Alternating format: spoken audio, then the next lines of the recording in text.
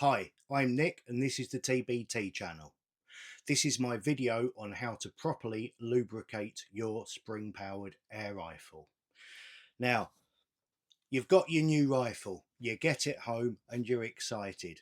What should you do? It doesn't matter whether it's a brand new rifle or a second-hand one. In my opinion, what you should do is fire a few test shots to make sure everything's working okay, run it over the chrono, the usual things, and then as soon as possible strip it down, degrease it and relube it properly.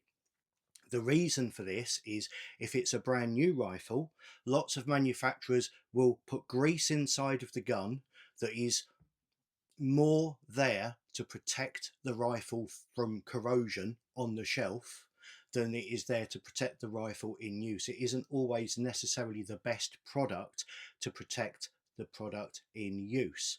And if it's a second-hand rifle, you simply don't know what's inside of there. So proper lubrication is the key for a long-lived spring rifle of any make.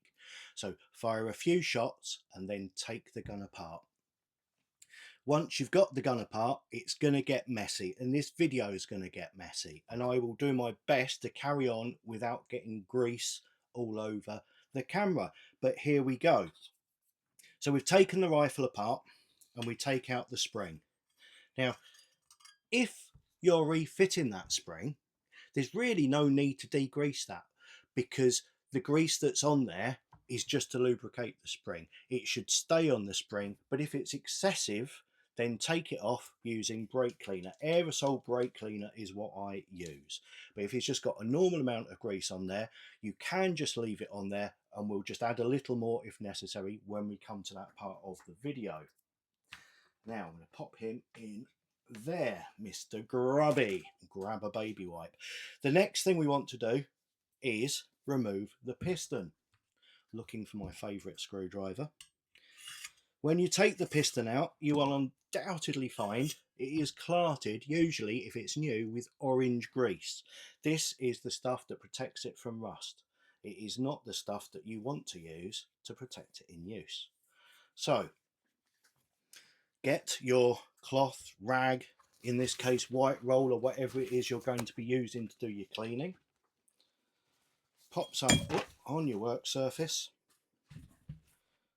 Pop your piston on your work surface, get your aerosol brake cleaner and give it a good hose inside and out. Now, I run my pistons pretty clean, but you can see how much that's already taken out of there. So give it a good rub, especially the face of the piston seal to make sure there's nothing ahead of it, and that is it. That is your piston degreased. But that is nothing if you haven't degreased inside of your compression tube.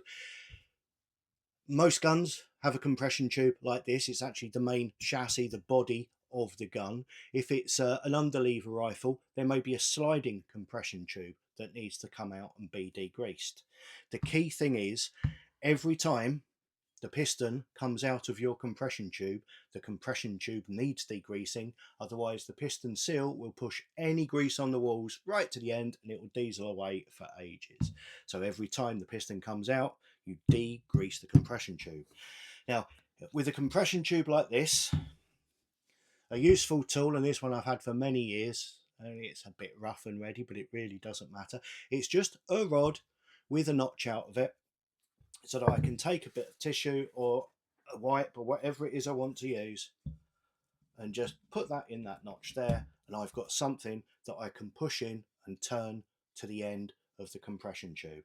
So what you do is, putting some more paper down on your work surface to catch all the crap, is you get your brake cleaner, give it a good squirt inside of there, and then inside with that, give it a good old rub around and take all the crud out of the inside of there.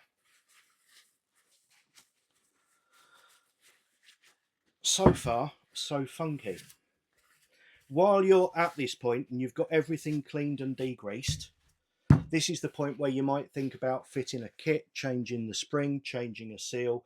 that kind of stuff. Other things I would recommend is polishing the piston. If you have a piston that has a latch rod like this one, simply put the latch rod into a cordless drill, spin it up and polish it.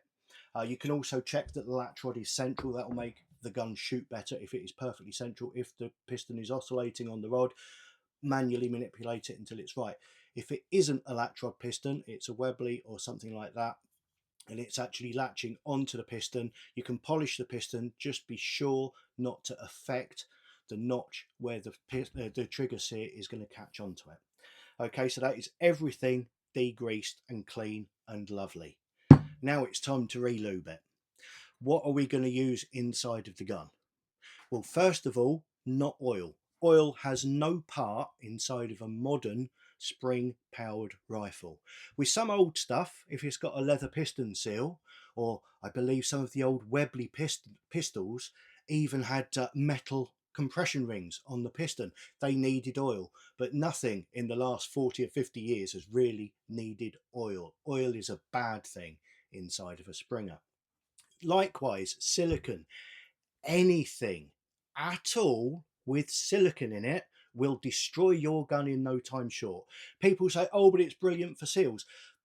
Silicon grease is fantastic in a PCP. Put it on all your O-rings, your seals, stuff like that. It is a wonderful product. And people think, oh, ha, ha, ha, so it's going to be perfect on my piston seal. And in theory, that's correct. But anything that goes on your piston seal is going to migrate inside of the gun. And it is well documented that silicon in any metal to metal application creates friction, will create galling, and I've had 4 or 5 guns that have seized solid inside because somebody thought it was a good idea to put silicon grease on their piston seal. Do not do it for any reason ever. Don't put it near your gun. Like another one, red tar grease. This one is popular. Red tar grease, red rubber grease, call it what you will. People say, oh, put that on your spring, it will stop it boinging, and it does. It does. It'll also help you reduce power temporarily if you need to. But red rubber grease is hygroscopic, which means it absorbs moisture from the atmosphere. So you fit it in, it's lovely, it's red, it's wonderful, it's smooth, it's quiet. You go back in there 6 months later, it's all turned to a sickly yellow cheese and you have to clean that crud out. Don't use that either unless you enjoy cleaning yellow cruddy cheese out of your gun. What you need is basic molybdenum grease. Okay, just the black stuff. This is what I've been playing. I've been doing a couple of videos though, so I've been playing with it already. Abbey LB2 is one. Some people buy CV grease, which is the stuff you buy from Halfords, a big tub of it for a £5. And this stuff here that we supply in our standard kits, it's all basically the same. It's just a molybdenum based grease that will provide you protection on metal to metal without causing any dramas. Okay, and that's great. If you're going to lubricate your spring, what you want is a pea-sized amount of that grease in one hand. Get your spring and then just pull the spring through your fist, and that is enough grease on your spring. If you want something a little better, there are a number of higher molybdenum content products on the market. We have one ourselves, but there are many others available. Ours is called Bum Slide, and it is a very thick paste that contains virtually all molybdenum disulfate crystals, with a couple of carriers that we found worked well to make it sticky, not fling around inside the gun, and reduce any potential dieseling. They've got low oxidization. So there's that. And we use this, whereas you'd use a standard grease on your spring just to make everything move smoothly, this stuff is what you want on any metal to metal contact. So for example, your piston. You get your piston, you get your little pot of Bum Slide or whatever brand you choose to use, it's up to you. And all you need to do is, you can see it very thick. You just rub it into the piston and you just work it in all the way around. And the intention is purely to turn it an off grey over the whole surface of your piston. And with this product, that's enough. If you're using a thinner, like an Abbey LB2 or just the standard grease that we put in our kits, then you might need more than that. And then on your piston seal, just with the black that's on your finger there, just around that edge there, just smear that upwards all the way around, so you've discoloured the piston seal, but don't get any ahead on the front of the piston seal. That is your spring and your piston lubricated. Don't put any lubrication inside the compression tube. Similarly, if you polish your piston, that's great. Don't polish inside your compression tube. You need somewhere for the grease to live.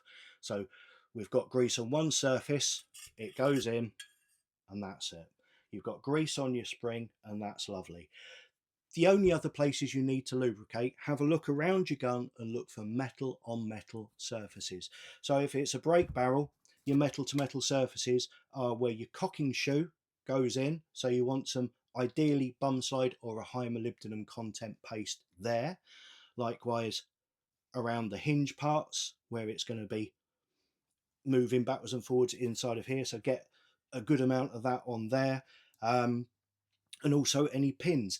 If you're stripping down a gun that has bearings on the pistol, such as the TX200 or something like that, you don't need to lubricate the piston, because the piston itself doesn't make contact in the compression tube. It is just those two bands on the piston that make contact, so they're the only points you need to lubricate.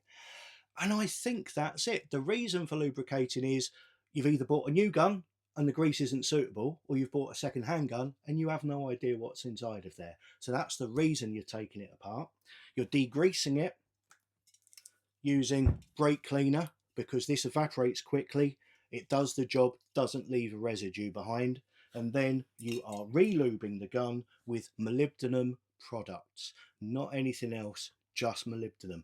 Do that and you will get a long service life out of your rifle. It'll be more pleasant to shoot and you'll enjoy it more.